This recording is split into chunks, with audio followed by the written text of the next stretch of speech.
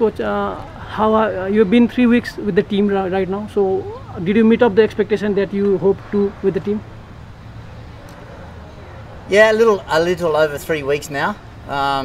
It's been a difficult time because we had in camp nearly 35, 36 players originally, and then we cut the squad down. And that's a difficult process. You know, it's always very sad to let players go, but we can only take 23. And I'm happy with the 23 players that we have. We have a lot of mixture of young players and new players, so it's good to refresh the squad after the games in Pokhara. So it's nice. It's a nice feeling to have some young players coming through and pushing the older players. And some of the older players, like Renuka, I said to her, maybe this is her last chance. You know, the World Cup cycle is every 4 years. So this is a big opportunity for senior players as maybe a sending off for the end of their careers. So yeah, we've got the balance right, I think, young players and new players. So we are progressing every day. My expectations, to answer your questions, are we just want to get better every day.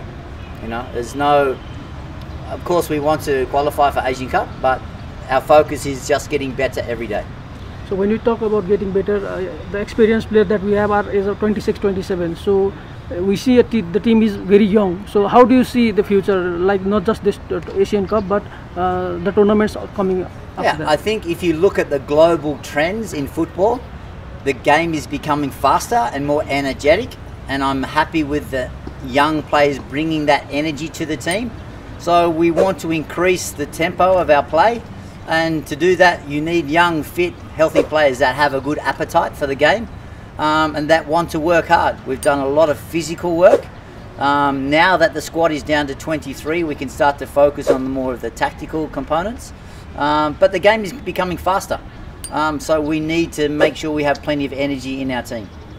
The team currently looks in transition, and we're playing Asian Cup qualifiers after 2 decades. So do you think this is a big challenge for this new look team to compete in that level?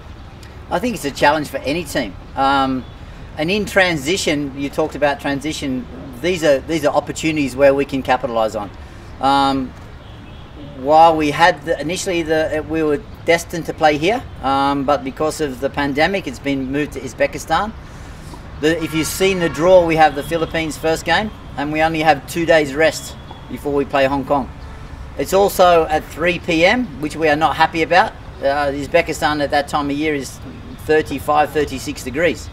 So I'm hoping to appeal to AFC to change the kickoff time to, maybe 6 or 7 o'clock.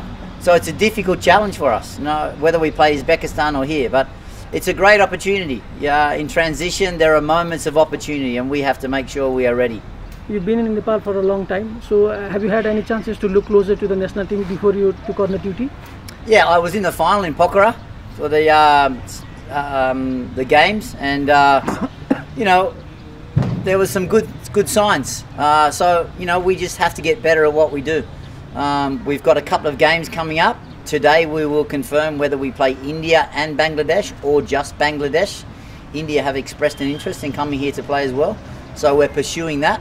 So we're hoping to get some good lead-in games towards the Asian Cup qualifiers. So I've seen the team. I've been with the girls for nearly 3 weeks now. I've seen them play before. I watched them in the National League. So we've got talent. Unfortunately, as you know, we're missing Samba, and there's a young player, Shamiska, from the under-19s, who's a good player.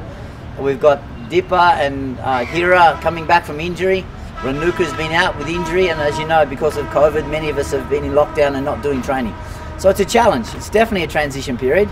That's why the focus has been on the physical component because of the lockdown. But we're getting stronger every day, and I'm happy with I'm happy with their input into training and their dedication and their effort. And who knows? This is a great opportunity for us. So the girls are very happy because the national women's teams get the first foreign coach in the history. So the girls are happy. You happy with the players, or how did you find their abilities? Yeah, this is a great opportunity for the girls, and it's a great opportunity for all Nepal. You know, if we can be the first team to qualify for the Asian Cup, it would be massive boost for everyone. As a coach, I'm only happy if we are winning. All right, and I'm sure the girls are in that situation as well. They are happy to be here because of the whole environment that we've all been in. We've been in lockdown, and now they're out training and they're with their friends and they're happy. So it's a happy place at the moment. So they need to make sure they are focused on what we are here for, and that's the most important thing. We have, you know, it comes around very quick now. We have 4 or 5 weeks, and suddenly it's down to a week before we're playing Bangladesh or India. So it's come around very quickly, and they're happy now. But when you're put in a competitive situation and you have to win, let's hope they're happy at the end of that. How are we playing? How the team is playing? Like what formation are we going to try? Or have you changed anything that the team has been playing before? If I tell you, I have to kill you. No, stop. No. I'm still trying to discover. Not sure of my first 11 yet. The formation will be based around the strengths of the players. Okay, so the principles that we are introducing in training and in the games don't change. It doesn't matter if I play 3 fullbacks or 4 fullbacks or 5 fullbacks. Our principles in attacking and defending don't change. It's got nothing to do with our formation. My job is to put players in the positions that they will excel in. So formations are sometimes overrated. Of course, tactically in a game, you might change 1 or 2 things, but our principles are the focus in developing our team. So sadly, Samba is not in the team. This is the unfortunate for the team, or what you say? She is here somewhere. She's always with us. She's in our group chat. We talk to her every day. She's always part of this team, and we look forward to having her back at some point. Of course, you know, in a perfect world, if we were to qualify and go to the Asian Cup, get good results in the Asian Cup, we go to Australia and New Zealand for the World Cup, which is what this is about. Okay, Samba is back with us. So that's the goal. We are doing this for Samba. So you have any thing replacing? So who will replace Samba? You have anything in your mind? It's a wonderful thing, isn't it? When somebody goes, you have like the next person mentality. So if Samba is out, somebody gets a chance. Whether it be Priti, whether it be Razmi, or some of these players. Anita, as KC, has had experience now overseas in Pakistan. So she's had some international games. So it's a great opportunity for someone else to come in. So of course she will be missed. She's a quality player. So we have to, our coaching staff have to try to determine how do we replace that quality based on maybe our formation, maybe our principles, and maybe on numbers.